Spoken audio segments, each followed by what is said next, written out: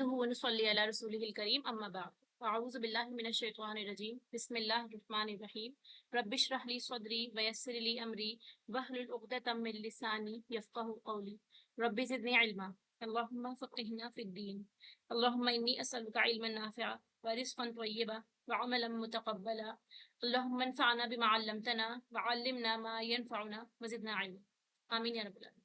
السلام علیکم ورحمۃ اللہ وبرکاتہ. تیسرے پارے کی آخری آیت نمبر 86 سے سٹارٹ کرتے ہیں. Believe and disbelieve in God. ماننے والے اور نہ ماننے والے وہ برابر نہیں ہو سکتے. روٹ ورڈز کے ساتھ سٹارٹ کرتے ہیں. کیفا یہد اللہ، کس طرح ہدایت دے گا اللہ، قومن اس قوم کو، کفرو جنہوں نے کفر کیا، بعد ایمانہم ایمان لانے کے بعد، یعنی وہ پہلے ایمان لا چکے تھے، اس کے بعد انہوں نے انکار کیا یا وہ مرتد ہو گئے. وشہدو اور انہوں نے گواہی دی، ان الرسولہ کہ بے شک رسول حق برحق ہیں، یعنی وہ اس بات کی گواہی دے چکے تھے کہ رسول اللہ صلی اللہ علیہ وسلم سچے نبی ہیں، وہ ایمان لا چکے تھے، اس کے بعد وہ مرتد ہوئے ہیں. وجاءہم البینات اور آئی ان کے پاس واضح نشانیاں، وہ نشانیاں بھی دیکھ چکے تھے. واللہ اور اللہ تعالی لا یہدل نہیں وہ ہدایت دیتا القوم الظالمین ان لوگوں کو جو ظالم ہیں. تو یہاں ظالم لوگ کون ہیں؟ جو ایمان لانے کے بعد پھر جاتے ہیں. اولئک جزاؤہم ان علیہم یہی لوگ ہیں، ان کی کیا جزا ہے کہ بے شک علیہم ان پر لعنت اللہ اللہ کی لعنت ہوگی، والملائکتی اور ملائکہ کی لعنت ہے، والناس اجمعین اور لوگوں کی سب کے سب، جتنے لوگ ہیں، جتنے بھی انسان ہیں جو اب تک ہیں یا جو گزشتہ ٹائم میں گزر چکے ہیں پچھلے وقتوں میں، ان سب کی لعنت ان کے اوپر ہوگی. اس کے بعد ان کا کیا نتیجہ ہوگا؟ خالدین فیہا کہ وہ ہمیشہ رہنے والے ہیں اس میں. کس میں رہنے والے ہیں وہ؟ عذاب کی طرف اشارہ ہے، جہنم کی طرف اشارہ ہے. لا یخفف عنہم العذاب نہیں ہلکا کیا جائے گا ان سے عذاب، ولا ہم ینظرون اور نہ وہ مہلت دیے جائیں گے. الا الذین تابوا پھر بتایا کہ مگر وہ جنہوں نے توبہ کی. انہی لوگوں کے بارے میں بتایا جا رہا ہے کہ جو مرتد ہو گئے اور ان کے لیے جہنم کی وعید ہو گئی جس میں وہ ہمیشہ رہنے والے ہیں. اس کے باوجود بھی اگر وہ اپنی زندگی میں توبہ کر لیتے ہیں، آخری لمحات سے پہلے اللہ پر ایمان لے آتے ہیں، اپنے کیے ہوئے پر پچھتاوا کرتے ہیں اور سچے دل کے ساتھ رجوع کرتے ہیں اللہ کی طرف، تو کیا بتایا؟ من بعد ذالک اس عمل کے بعد، واصلحوا اور اس توبہ کے علاوہ وہ عمل کے تھرو بھی اپنا جو اپنے بیان ہے اس کو پروف کرتے ہیں اصلاح کی، انہوں نے اپنی اصلاح کی، عمل کی. فإن اللہ غفور الرحیم تو بے شک اللہ تعالی بخشنے والا ہے اور رحیم ہے، نہایت رحم کرنے والا ہے، یعنی ان کی معافی کی بھی امید ہے. ان الذین کفروا پھر بتایا گیا ان لوگوں کے بارے میں کہ بے شک وہ جنہوں نے کفر کیا بعد ایمانہم اپنے ایمان کے بعد، ثم ازدادوا کفرن لیکن یہ وہ لوگ تھے دوسری کیٹیگری کے کہ جنہوں نے توبہ نہیں کی، وہ بڑھتے گئے اپنے کفر میں. لن تقبل توبتہم تو ہرگز نہ قبول کی جائے گی ان کی توبہ، یعنی وہ رجوع نہیں کرتے، اللہ سے توبہ نہیں کرتے، اپنے عمل بہتر نہیں بناتے، تو وہ اپنے کفر میں ہی بڑھتے چلے جاتے ہیں. اولئک هم الضالون یہی لوگ ہیں جو گمراہ ہیں. انہی لوگوں کے بارے میں بتایا کہ یہ اپنے راستے سے بھٹک چکے ہیں، گمراہ ہو چکے ہیں اور اسی حال میں ان کی موت آئے گی. ان الذین کفروا بے شک وہ جنہوں نے کفر کیا، وماتوا اور وہ مر گئے، وہم کفار اس حال میں کہ وہ کافر تھے.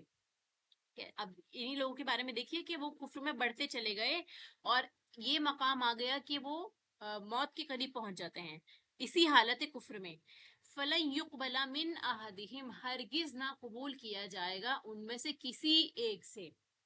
یہاں پہ من احدہم آیا ہے، اس کا مطلب یہ ہے کہ چاہے وہ کوئی بھی ہو، کسی کا بھی رشتہ دار ہو، کسی بھی فیملی سے بلونگ کرتا ہو، انبیاء کی فیملی میں سے ہی کیوں بلونگ نہ کرتا ہو، لیکن اگر وہ اللہ پہ ایمان نہیں لاتا اور وہ حالت کفر میں ہی مرتا ہے بنا توبہ کیے، تو اس کی توبہ قبول نہیں کی جائے گی.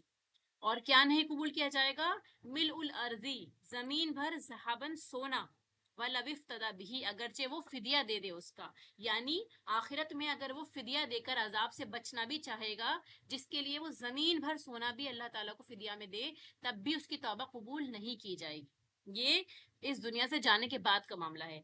رہتی دنیا میں بندہ صدقہ خیرات کر کے اپنے عمل بہتر کر کے اللہ سے رجوع کر سکتا ہے، توبہ کر سکتا ہے. اس کے لیے یہاں ایک درہم دینار یا ایک کوئن بھی اس کے لیے بہت ہوگا. لیکن اس دنیا سے جانے کے بعد، مدت ختم ہونے کے بعد، وہ زمین بھر سونا بھی دینا چاہے گا تو وہ بھی قبول نہیں کیا جائے گا. اولئک لہم عذاب علیم، یہی لوگ ہیں کہ ان کے لیے عذاب ہے دردناک، تکلیف دینے والا. وما لہم من ناصرین، نہیں ان کے لیے مددگاروں میں سے کوئی نہیں ہوگا جو ان کی ہیلپ کر سکے گا. اگر آپ کو اپنی ہیلپ کرنی ہے تو ابھی دنیا میں جو اللہ نے آپ کو موقع دیا ہے اور مجھے موقع دیا ہے، اسی کو استعمال کرتے ہوئے اللہ کو راضی کرنا ہے. آیت نمبر 86. کیف یہد اللہ، how shall Allah guide قوما a people کفروا بعد ایمانہم who disbelieved after their belief، یعنی وہ ایمان لانے کے بعد پھر انکار کرنے پر اتر آئے، اللہ کی آیات کو ٹھکرانے لگے، اللہ کا انکار کرنے لگے. وَشَهِدُوا and had witnessed أَنَّ الرَّسُولَ حَقٌّ that the messenger is true. وَجَاءَهُمُ الْبَيِّنَاتُ and clear signs had come to them. وَاللَّهُ لَا يَهْدِي الْقَوْمَ الظَّالِمِينَ، Allah does not guide the wrong doing people. اللہ تعالیٰ ایسے لوگوں کو ہدایت نہیں دیتا. تو یہی بتایا گیا ہے، اسپیشلی یہود اور نصارہ کی طرف اشارہ کیا گیا ہے، اور وفد نجران کے کانٹیکسٹ میں یہ آیت نازل ہوئی ہے، جس کے بارے میں ہم نے پیچھے بھی پڑھا پچھلی آیات میں بھی، کہ ان کے سامنے سارے دلائل کھول کر رکھ دیے گئے.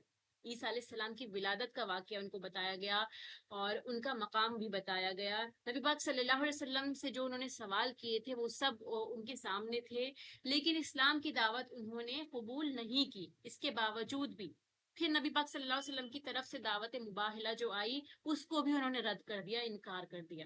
اتنا حق واضح ان کے سامنے ہوا، اس کے باوجود بھی وہ نہ مانے. تو اتنی نشانیاں دیکھنے کے بعد بھی اگر کوئی نہیں مانتا تو پھر اس سے ہدایت چھین لی جاتی. ان میں سے کہا جاتا ہے کہ صرف 2 لوگ واپس گئے اسلام قبول کر کے، باقی ٹوٹل جو جتنا بھی وفد تھا کسی نے بھی اسلام قبول نہیں کیا، باقی سب اپنے اسی عمل پر ڈٹے رہے جس پر وہ ڈٹے ہوئے تھے. بتایا جاتا ہے کہ انہوں نے گواہی دی کہ وہ سچا رسول، ٹھیک ہے، رسول کی حقانیت کی وہ گواہی دیتے ہیں، وہ مانتے ہیں کہ وہ نبی سچا ہے. جیسے ہم نے پڑھا تھا نا دعوت مباہلہ میں کہ آپس میں ان لوگوں نے ایک دوسرے سے کہا کہ اگر یہ نبی واقعی سچا ہے اور میں ایسے چہرے دیکھ رہا ہوں کہ یہ لوگ اگر لعنت کرنے پر آئیں تو ہماری نسلیں بھی تباہ ہو جائیں. یعنی ان کے دل مانتے تھے کہ نبی پاک صلی اللہ علیہ وسلم سچے ہیں. ان آیت سے ہمیں سمجھ میں آتا ہے، ان آیات سے ہمارے سامنے یہ ساری دلیلیں، اس کے باوجود بھی وہ ایمان نہیں لاتے اور ان کے پاس کھلے دلائل بھی آ گئے تھے. اللہ تعالیٰ ایسے ظالم لوگوں کو ہدایت نہیں دیتا کہ بے انصاف لوگ راہ راست پر نہیں آتے، کہ جب انسان تعصب میں گر جاتا ہے، اپنے خول سے باہر ہی نہیں نکلنا چاہتا، جو جس ماحول میں رہتا ہے، جن عقائد کے ساتھ وہ بڑا ہوا ہے، اسی میں ہی پھنسا رہتا ہے، تو حق دیکھنے کے باوجود بھی وہ اپنی آنکھیں بند کر لیتا ہے. پھر اس طرح کے بندے کو کبھی ہدایت نہیں ملتی. تو یہاں سے ہمیں کیا سبق ملتا ہے کہ ہدایت قبول کرنے کے لیے کھلی آنکھیں اور دل چاہیے. صحیح بات انسان صحیح بات کو آتے ہی غور سے سمجھے اور اس کو مان بھی لے، یہ اس کے ہدایت پانے کے لیے نہایت ضروری ہے. اولئک جزاؤہم، those their recompense will be ان علیہم لعنت اللہ that upon them is the curse of Allah والملائکہ and the angels والناس اجمعین and the people all together. تو بتایا جاتا ہے کہ ایسے لوگوں کی یہی جزا ہے کہ ان پر لعنت ہے، اللہ کی، سارے فرشتوں کی اور سارے لوگوں کی لعنت ہے کہ حق کو پہچاننے کے بعد قبول نہ کریں. یہ بدترین جرموں میں سے ایک ہے اس زمین پر، کیونکہ اللہ تعالیٰ نے انسان کو عقل دی ہے اور عقل کا تقاضا ہی یہ ہے کہ انسان جو چیز صحیح دیکھے اسے قبول کرے، جو اسے حق نظر آئے اس کو ایکسیپٹ کرے، دیکھے سمجھے، اور اس کے باوجود بھی اگر کوئی انکار کرے تو ایسے شخص پر سب کی لعنت. اجمعین میں یہاں پہ مراد سارے انسان ہیں، جیسے سورہ عنکبوت میں بھی آتا ہے کہ آخرت میں وہ ایک دوسرے پر لعنت کر رہے ہوں گے.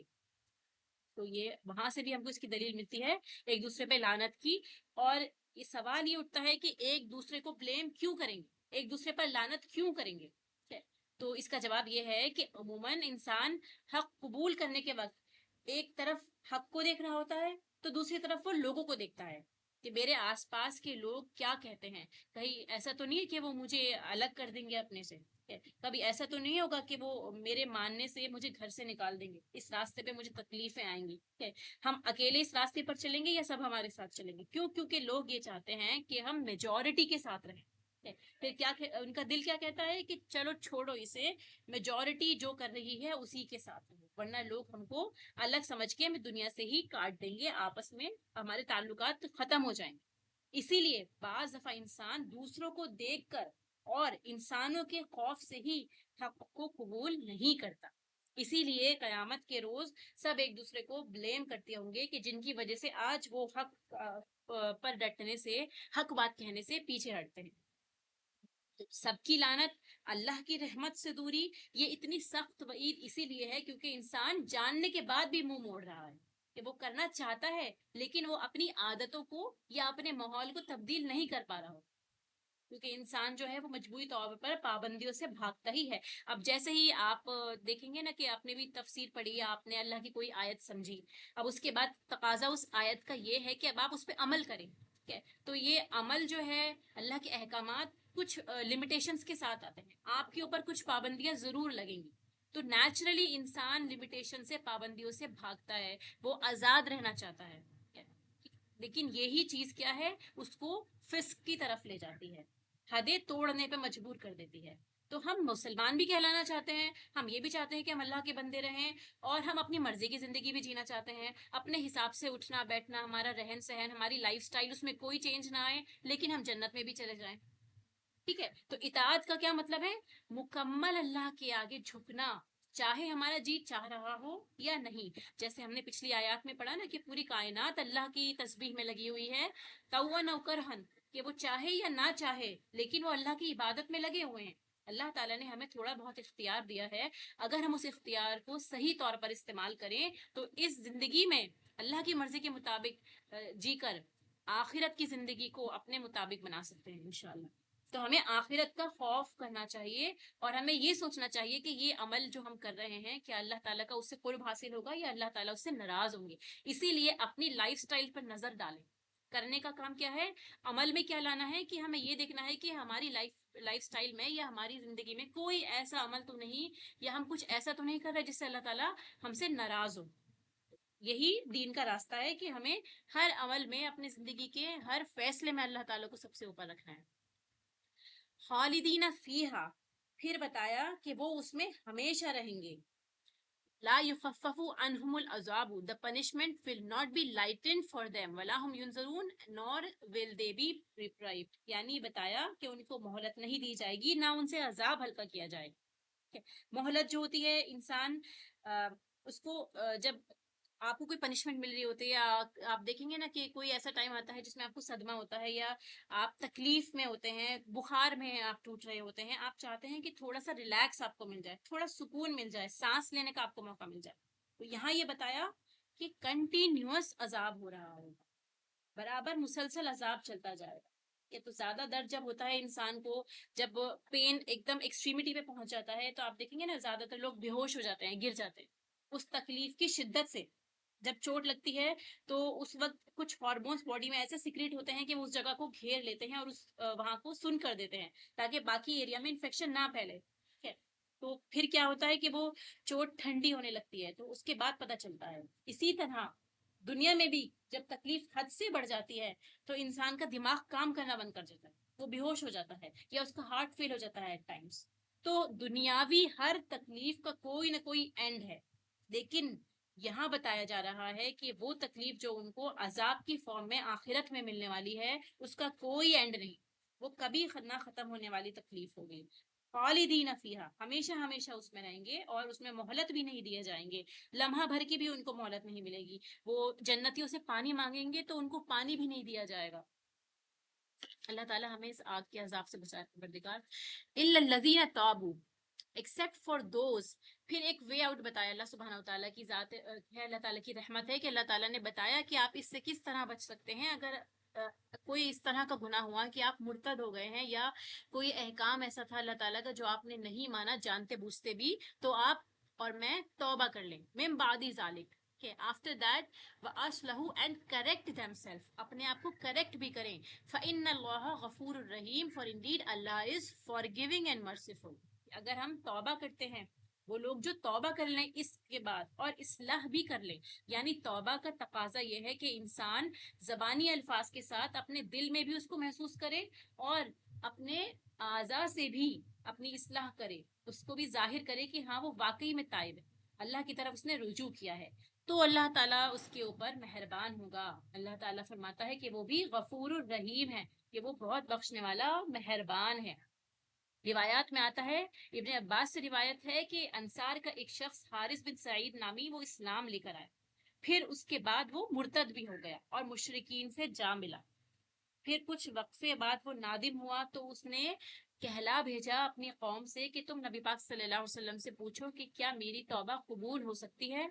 اس کے بعد یہ آیات نازل ہوئی، پھر اس کے بھائی جلاس بن سعید نے یہ خبر بھیجی تو وہ فوراً مسلمان ہو گئے۔ مگر بنیادی طور پر یہ جو کتاب ہے، یہ جو آیات ہیں، یہ اہل کتاب سے متعلق ہیں، جو اپنی حرکتوں سے باز ہی نہیں آتے، کہ وہ باز آ جائیں، اگر وہ پلٹ آئیں تو ان کی توبہ بھی قبول ہو جائے گی، خواہ وہ اپنے ماضی میں کیسے بڑے بڑے جرائم کر چکے ہیں۔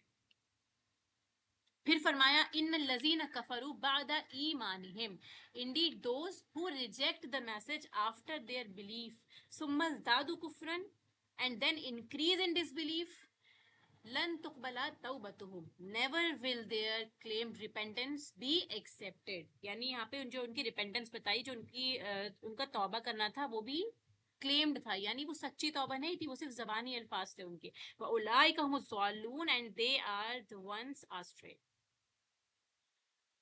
فرمایا کہ ایمان کے بعد بھی مرتد ہو جاتے ہیں کچھ لوگ، تو کفر پر آمادہ ہو جاتے ہیں اور اس میں بڑھتے چلے جاتے ہیں، تو انسان جو طریقہ اختیار کرتا ہے اسی پر جمع نہیں رہتا، یا تو وہ اوپر جاتا ہے یا نیچے جاتا ہے، یعنی اگر ہم کوئی اسکل دیکھیں گے نا، آپ سیکھتے ہیں تو اس کے بعد یا تو ہم اس میں اور بہتر ہوتے چلے جاتے ہیں، یا اگر ہم اسے چھوڑتے ہیں تو وہ ہمارے مائنڈ سے نکل جاتی ہے، وہ اریز ہو جاتی ہے وہ، ٹھیک ہے۔ تو اس طرح انسان کسی بھی ایک سٹیج میں نہیں رہتا، وہ بڑھتا یا کم ہوتا جاتا ہے۔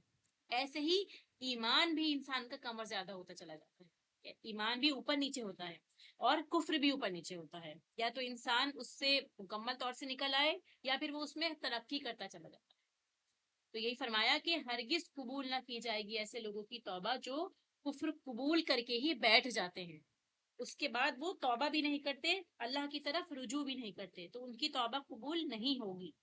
سورہ نساء میں آتا ہے کہ بے شک وہ لوگ جو ایمان لائے پھر کفر کیا، پھر ایمان لائے پھر کفر کیا، پھر کفر میں بڑھتے چلے گئے، اللہ تعالیٰ ان کو معاف نہیں کرے گا اور ان کو سیدھی راہ نہیں دکھائے گا، ایسے لوگوں کو صرف جہنم کا راستہ دکھایا جائے گا۔ 168 169 آئے تھے سورہ نساء کی، اس میں بھی اس کے بارے میں بتایا گیا ہے۔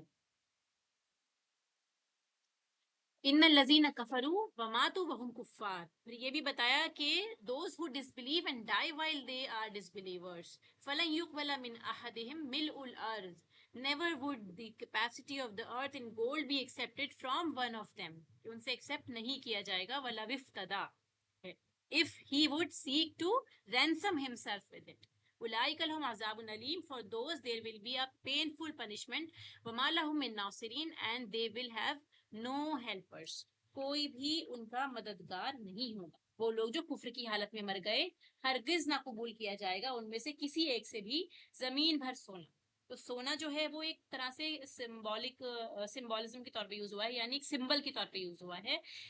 ہیرے جواہرات، آپ کا جو بھی آپ کے پاس نعمت ہے اللہ تعالیٰ کی، پیسے، جو بھی چیز ہے، کچھ بھی دے دیں آپ، کچھ بھی قبول نہیں کیا جائے گا، اگرچہ وہ اس کے ساتھ فدیہ دینا چاہے، تو فدیہ انسان کیوں دیتا ہے؟ اپنی جان چھڑانے کے لیے، ایک معاوضے کے طور پر دیتا ہے کہ اس کو قبول کر لیا جائے تاکہ اس کی جان چھوٹے، تو فرمایا کہ وہ بھی اس سے قبول نہیں کیا جائے، یہی لوگ ان کے لیے عذاب ہے دردناک اور ان کے لیے بھی کوئی مددگار نہیں ہوگا۔ تو توبہ جو ہے وہ موت کے وقت قبول نہیں ہوتی، اور نہ ہی مرے ہوئے کافر کے لیے دعا بھی کی جا سکتی ہے۔ دنیا میں تھوڑا سا بھی صدقہ دے اگر ہم اللہ کی راہ میں، تو اللہ تعالیٰ نے اتنا فرمایا کہ وہ ایک کھجور کو بھی اگر آپ سچے دل سے اور حلال کمائی سے دیتے ہیں تو وہ اتنا بڑھاتا ہے کہ اسے احد پہاڑ تک لے جاتا ہے، اتنا اس کا اجر کر دیتا ہے۔ تو دنیا میں تھوڑے سے تھوڑا صدقہ بھی آپ کے گناہوں کو مٹا دیتا ہے، لیکن آخرت میں آپ ایک پورا پہاڑ سونے کا دیں، پوری دنیا بھر دے سونے سے، اتنا اماؤنٹ آپ دیں، تب بھی وہ قبول نہیں کیا جائے گا، کیونکہ دنیا ہی دارالامتحان ہے، ٹھیک ہے، دنیا میں ہی آپ کا امتحان دینے کا سمجھ لیں ایگزام سینٹر یہ دنیا ہی ہے، اور دارالجزا جو ہے وہ آخرت ہے۔ تو وہاں پہ تو آپ کو صرف ملے گا، وہاں آپ نہ فدیہ دے سکتے، نہ آپ توبہ کر سکتے، نہ اللہ کو راضی کر سکتے ہیں، جو کچھ کرنا ہے ہمیں یہی کرنا ہے۔ اللہ تعالیٰ فرماتے ہیں کہ اللہ کے ذمہ توبہ انہی لوگوں کے لیے ہے جو جہالت میں غلط کام کر لیتے ہیں پھر فوراً توبہ کرتے ہیں، ایسے لوگوں پر اللہ تعالیٰ مہربان ہوگا، اللہ تعالیٰ علم اور حکمت والا ہے۔ پھر فرمایا کہ جن لوگوں نے کفر کیا، اگر ان کے لیے وہ سب کچھ ہو جو زمین میں ہے تو کچھ ان سے قبول نہ کیا جائے گا، اور ان کے لیے دردناک عذاب ہے۔ حدیث مبارکہ میں بھی آتا ہے، نبی پاک صلی اللہ علیہ وسلم نے فرمایا کہ اللہ تعالیٰ قیامت والے دن سب سے کم عذاب والے جہنمی سے کہے گا کہ اگر تیرے پاس دنیا بھر کا سامان ہو تو کیا تو اسے عذاب نار کے بدلے اسے دنیا دینا پسند کرے گا؟ یعنی آپ دنیا بھر کا سامان دے کے اور اس آگ کے عذاب سے بچنا چاہیں تو کیا آپ یہ پسند کریں گے؟ وہ کہے گا ہاں۔ اللہ تعالیٰ فرمائے گا کہ میں نے دنیا میں تجھ سے اس سے آسان بات کا مطالبہ کیا تھا کہ میرے ساتھ کسی کو شریک نہ کرنا، مگر تو شرک سے باز نہ آیا، تو آج یہ سونا تیرے کسی کام کا نہیں۔ تو آج جو ہم یہ سونا چاندی اپنے لیے جمع کر کر کے رکھتے ہیں، اگر ہم اسے اللہ کی راہ میں دیں تو یہ نہایت قیمتی ہے جو ہمارے پاس سامان ہے سارا۔ اللہ کی راہ میں صدقہ کرنا، قرض حسنہ دینا، ایک ایک کوائن آپ دیکھیں گے نا، وہ پہاڑوں کے برابر بھی اجر لا سکتا ہے۔ کفر سے نیک عمل بھی لیکن انسان کے ضائع ہو جاتے ہیں، اگر آپ نے بہت صدقہ کیا ہے اس کے باوجود بھی آپ پھر جاتے ہیں اللہ تعالیٰ کا انکار کر بیٹھتے ہیں، تو یہ سارا کا سارا آپ کا جو عمل ہے یہ سب ضائع ہو جائے۔ حدیث مبارکہ میں آتا ہے کہ عبداللہ بن جدعان کی نسبت نبی پاک صلی اللہ علیہ وسلم سے پوچھا گیا، وہ بہت مہمان نواز اور غریب پرور تھا، غلاموں کو آزاد کیا کرتا تھا، یہ مشرک کے بارے میں بات ہو رہی ہے، ٹھیک ہے؟ تو دور جاہلیت میں تھے یہ، اسی جاہلیت میں ہی مر گئے تھے، تو فرمایا کہ اتنا زیادہ مہمان نواز انسان، غریب پرور لوگوں کا خیال رکھنے والا، غلاموں کو آزاد کرنے والا، تو کیا اس کے یہ اچھے اعمال اس کو کوئی فائدہ دیں گے؟ آپ صلی اللہ علیہ وسلم نے فرمایا نہیں، کیونکہ اس نے ایک دن بھی اپنے رب کے حضور اپنے گناہوں کی معافی نہیں مانگی۔ اس کی آپ دیکھیں نا لاجک بھی ہے بالکل اس میں، کہ اگر آپ نے دنیا میں نیکی کے کتنے بھی کام کرے ہیں پر آپ کے اس کے پیچھے انٹینشن کیا تھی؟ لوگوں کی ہیلپ کرنا، ٹھیک ہے، لوگوں کی ہیلپ ہو گئی، یا ہو سکتا ہے کسی کی انٹینشن ہو کہ وہ لوگوں میں اپنی ناموری چاہتا ہو، اپنا نام بڑھانا چاہتا ہو، تو وہ بھی اسے دنیا میں مل گیا۔ اس کے پیچھے انٹینشن میں کہیں یہ نہیں تھا کہ اللہ کو راضی کرنا ہے یا قیامت میں میرے لیے یہ سب جمع ہو، جب اس کے خیال میں ہی نہیں تھا تو یہ عمل جو اس نے جس بھی پرپس کے لیے کیا اسے دنیا میں مل گیا۔ تو اللہ تعالیٰ تو انصاف کرنے والا ہے، اللہ تعالیٰ نے اس دنیا میں اس کا بدلہ دے دیا۔ جو شخص واقعی آخرت کے لیے یہ سب کام کرے گا، یہ اچھے اعمال جمع کرے گا کہ اللہ کو راضی کرنا ہے، قیامت میں اس کو اس سب کو لے کے جانا ہے، نیکیوں کو جمع کرنا ہے، تبھی تو اس کا ریوارڈ اسے وہاں ملے گا۔ اسی لیے جو لوگ دنیا میں آپ دیکھیں گے نا، کتنے ہی نان مسلم لوگ ہوں گے جو خوب لوگوں کی مدد کرتے ہیں، چیریٹی کرتے ہیں، اچھے سے اچھا کام کرتے ہیں، لیکن کیونکہ وہ اللہ کو ہی نہیں مانتے، ان کے ذہن میں قیامت کا کوئی سین ہی نہیں ہے حساب کتاب کا، کہ اللہ تعالیٰ ایک ہے یا رسول اللہ پہ ایمان نہیں لاتے، تو ان کو ریوارڈ بھی اس کا کیوں ملے؟ کیونکہ وہ اللہ پہ یقین ہی نہیں رکھتے، تو اللہ تعالیٰ ان کو کیوں ریوارڈ دے؟ تو یہاں پہ توبہ کی شرائط بھی ہمیں پتہ چلتی ہیں کہ انسان کو شرمندہ ہونا، اپنی اصلاح کرنا بہت ضروری ہے، اور جو کمی رہ گئی ہو اسے پورا کرے، اسی رہتی دنیا میں ہی۔ تو آج انسان کسی چیز کی خاطر بھی اللہ کی بات ریجیکٹ نہ کرے، تو اگر ہم اپنے آپ سے یہ سوال پوچھیں کہ ہم جو اللہ تعالیٰ کے احکامات نہیں مانتے اور ان کو ریجیکٹ کرتے ہیں، نافرمانی کرتے ہیں، بنیادی وجوہات کیا رہتی ہیں؟ آپ کے سامنے موجود ہے نا یہ ساری چیزیں، کہ انسان جو نافرمانی اللہ کی کرتا ہے تو وہ کن لوگوں کے لیے، کن چیزوں کے لیے کرتا ہے؟ دنیا کی خاطر، کہ اپنے نفس کی خاطر، مال سمیٹنے کی خاطر، مال کو بڑھانے کی خاطر، اپنے فرائض سے غافل ہو جاتا ہے۔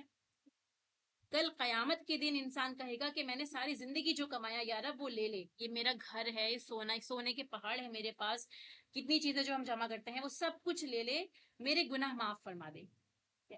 اسی لیے زمین پر غفلت سے زندگی گزارنا یہ ہلاکت کا سودا ہے ہم سب کے لیے، چاہے کوئی مسلمان ہو یا کافر ہو، قیامت کے دن کسی سے بھی فدیہ قبول نہیں کیا جائے گا۔ تو انسان چاہے گا کہ فدیے میں اپنے والدین کو، اپنے لائف پارٹنر کو، اپنی اولاد کو، اپنے سارے کنبے کو، سب کو آگ میں جھونک دے، اور اللہ تعالیٰ اس فدیے کے بدلے اسے آگ سے آزاد کر دے. یہ تک کہا گیا ہے کہ وہ سب کو آگ میں ڈالنے کے لیے تیار ہو جائے گا، لیکن پھر بھی اسے نجات نہیں ملے گی، وہ بھی اس سے قبول نہیں ہوگا. تو اگر آج ہم انہی لوگوں کے لیے گناہ کرتے ہیں، اللہ کو ناراض کرتے ہیں، تو یہ سوچے کہ کل قیامت میں ہم ان کو بھی آگ میں دینے کے لیے تیار ہو جائیں گے، پر اللہ تعالیٰ تب راضی نہیں ہوگا. اسی لیے آج ہی اللہ تعالیٰ کو راضی کرنا ہے اپنے اعمال سے، توبہ کر کے سچے دل سے، اور جو سیکھا ہے اس پہ عمل کر کے. یہاں پہ ہمارا سپارہ اینڈ ہوتا ہے. اس سپارے میں کچھ ایسی باتیں ہیں امپورٹنٹ جو نوٹ کرنے کے لیے ہیں، غور و فکر کرنے کے لیے، اور عمل کی باتیں ہیں جو لیسنز ہم نے سیکھے، تو آپ ان کو ایک بار نوٹ کر سکتے ہیں جو امپورٹنٹ باتیں ہیں. سب سے پہلے مایوس نہیں ہونا، کہ انسان کو کبھی بھی مایوس نہیں ہونا چاہیے اپنے رب کی رحمت سے بھی، نہ اپنے گناہوں سے کہ اتنے گناہ مجھ سے ہو گئے ہیں پچھلی زندگی میں، یا میں نے کسی کا دل دکھایا ہے. کوئی بھی ایسی بات بڑی سے بڑی جو آپ کو مایوس کرتی ہے، آپ کو ڈپریشن میں لے کے جاتی ہے، آپ مایوس نہ ہوں اللہ کی رحمت سے، اور کوشش کرتے رہیں، مسلسل کوشش کرتے رہیں، آخری سانس تک کوشش کرتے رہیں اللہ کو راضی کرنے. پھر آیت الکرسی پڑھنے کا معمول بنانا، کہ آیت الکرسی آپ سوتے جاگتے، ہر فرض نماز کے بعد میں، گھر سے نکلتے وقت، ہر وقت اپنے لیے حفاظت کے لیے آیت الکرسی کا ورد کرتے رہیں. پھر دعاؤں کی قبولیت کے لیے فرمایا کہ اللہ تعالیٰ کو اس کے ناموں کے ساتھ پکارے. ہر آیت کے اختتام میں آپ دیکھیں گے میجورٹی جو اللہ تعالیٰ کی صفات آتی ہیں، سمیع، علیم، بصیر، یہ ساری چیزیں جو آتی ہیں اللہ تعالیٰ کی یہ خوبصورت نام ہے. آپ ان ناموں کے ذریعے اگر اللہ تعالیٰ کو پکاریں گے تو آپ کی دعائیں قبول ہوں گی انشاءاللہ. پھر اللہ کا قرب حاصل کرنے کے لیے اپنی بہترین چیز فی سبیل اللہ خرچ کرنی. جو آپ کے پاس سب سے بہترین عمدہ چیز ہو، جسے آپ بہت پسند کرتے ہیں، وہ ضرور اللہ کی راہ میں اس کا کچھ نہ کچھ حصہ خرچ کریں تاکہ اللہ کا قرب حاصل ہو. پھر اللہ کی دی ہوئی نعمتوں کی حفاظت کر کے دوسروں کو فائدہ پہنچانا. جو اللہ نے نعمتیں آپ کو دی ہیں، آپ ان کی حفاظت کریں، اور ساتھ میں ان سے دوسروں کو بھی بینیفٹ پہنچائے. ایسا نہ ہو کہ جو سامان ہمارے پاس ہے یا جو صلاحیتیں ہمارے پاس ہے وہ سب ہم تک ہی رہ جائیں. جب تک وہ دوسروں تک نہیں جا رہی، وہ ایک طرح سے بیکار ہی ہے ہمارے لیے، چاہے ہمارے پاس دنیا کی بڑی سے بڑی نعمت ہو. تو جب تک وہ نعمت دوسروں کو نہیں پہنچتی، اس سے دوسرے فائدہ نہیں اٹھاتے، تو وہ اصل حقدار نہیں ہوگی اس میں، کہ آپ اس نعمت سے فائدہ نہیں اٹھا پائیں گے. پھر اللہ سے بخشش طلب کرنی ہے اور عذاب سے پناہ مانگنی ہے، آخرت کے عذاب سے. اللہ کے ناموں کے ساتھ اس کی تسبیح بیان کرنی ہے، اور سنتوں کی پیروی کرنی. سنتوں کی پیروی کر کے رسول اللہ صلی اللہ علیہ وسلم سے محبت کا عملی ثبوت بھی ہم کو دینا ہے. قرآن اس لیے پڑھنا اور پڑھانا ہے تاکہ ہم ربانی بن سکے. تو ربانی بننے کا ہمارا موٹیو ہے کہ ہم رب والے، اللہ والے ہو جائیں، اللہ کے قریبی بندے ہو جائیں. تو ہمیں اس کے لیے کیا کرنا ہے؟ اسی نیت سے قرآن پڑھنا ہے، اور پڑھانا بھی اسی نیت سے انشاءاللہ. پھر صحابہ کی سیرت کا مطالعہ کرنا ہے. جتنا زیادہ آپ دیکھیں گے صحابہ کرام رضی اللہ تعالیٰ عنہم اجمعین کی سیرت پڑھیں گے آپ، ان کی کس طرح ان کی زندگی میں حالات گزرے، کیسے کیسے انہوں نے اسٹرگلس کیے ہیں دین سیکھنے کے لیے، ان کی لائف ایک پورا لیسن. ہر صحابہ کی لائف میں آپ اتنے لیسنز دیکھیں گے، تو اس کا ضرور کوشش کریں کہ مطالعہ کریں. حیات الصحابہ کے درخشہ پہلو ایک بک ہے، اگر آپ اس کا مطالعہ کریں گے تو اس میں ان کی لائف کے کچھ ایسے اہم آسپیکٹس ہیں آپ کے سامنے کہ وہ انشاءاللہ ہم کو پڑھنے سے بہت فائدہ پہنچائے. پھر صرف اللہ کا ڈر رکھنا ہے اور اسی کی اطاعت کرنی ہے. دنیا کی کوئی بڑی سے بڑی چیز ہو، کوئی بھی خوف ہو، کسی چیز کے چھن جانے کا خوف ہو، یا کسی انسان کا خوف ہو، کسی بھی مخلوق کا کوئی بھی آپ کے اوپر خوف ہو، اس سب کو آپ ایک طرف کریں اور اس خوف سے بولیں کہ میں اللہ کے سوا کسی سے نہیں ڈرتا. تو صرف اللہ کا ڈر انسان کے اوپر ہونا چاہیے اور اسی کی اطاعت کرنی چاہیے. جو ڈرتا ہے اسی کا پھر فرما بردار ہو جاتا ہے. پھر اس کے بعد اللہ سبحانہ وتعالیٰ نے مختلف انبیاء کرام کو ایک دوسرے پر فضیلت دی ہے، لیکن ہمیں اللہ کے احکامات کے مطابق انبیاء کے درمیان فرق نہیں کرنا. ہم سب کو برابر مانتے ہیں، اور جو اللہ سبحانہ وتعالیٰ نے فضیلت ایک دوسرے پر دی ہے ہم اس کو مانتے ہیں، لیکن ہم یہ نہیں کہتے کہ ہم فلاں نبی کو نہیں مانیں گے یا فلاں نبی کو مانیں گے. ہم سب پر ایمان لاتے ہیں. پھر آخر میں تزکیہ نفس، کہ انسان یکسو مسلمان بننے کی کوشش کرے، اپنے رب کو راضی کرنے کی کوشش کرے، ہر دوسرے راستے سے بچے، صرف ایک راستہ صراط مستقیم کا اس کو مضبوطی سے تھام لے، اور اللہ سبحانہ وتعالیٰ کو اپنی منزل بنا لے. اللہ سبحانہ وتعالیٰ سے دعا ہے کہ اللہ تعالیٰ ہمارے اس پڑھنے پڑھانے کو قبول فرمائے. جتنا کچھ ہم نے اس سے سیکھا ہے، اس پارے سے سیکھا ہے، اس سب کو ہم اپنے عمل میں لے کر آئیں اور زیادہ سے زیادہ لوگوں کو تک پہنچائیں. وآخر دعوانا ان الحمد للہ رب العالمین. سبحانک اللہم وبحمدک، نشہد ان لا الہ الا انت، نستغفرک ونتوب الیک. والسلام علیکم ورحمۃ اللہ وبرکاتہ. ان کی ریکارڈنگ بھی سن لیں ایک بار ان آیات کی.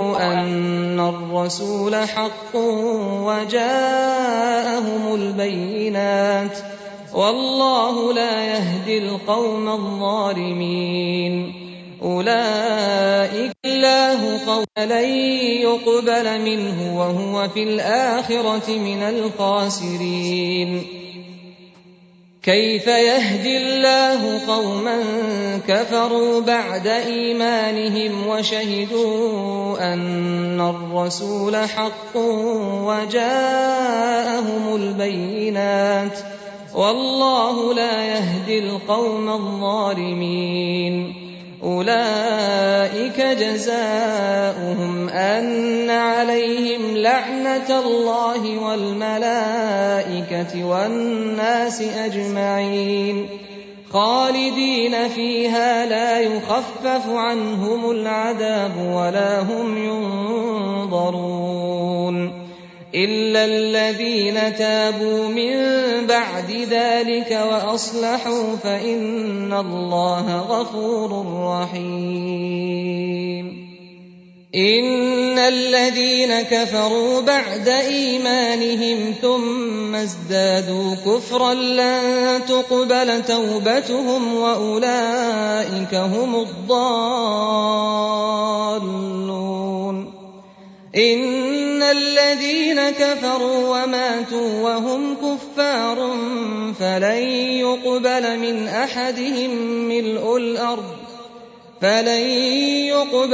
أحدهم ملء الأرض ذهبا ولو افتدى به أولئك لهم عذاب أليم وما لهم من ناصرين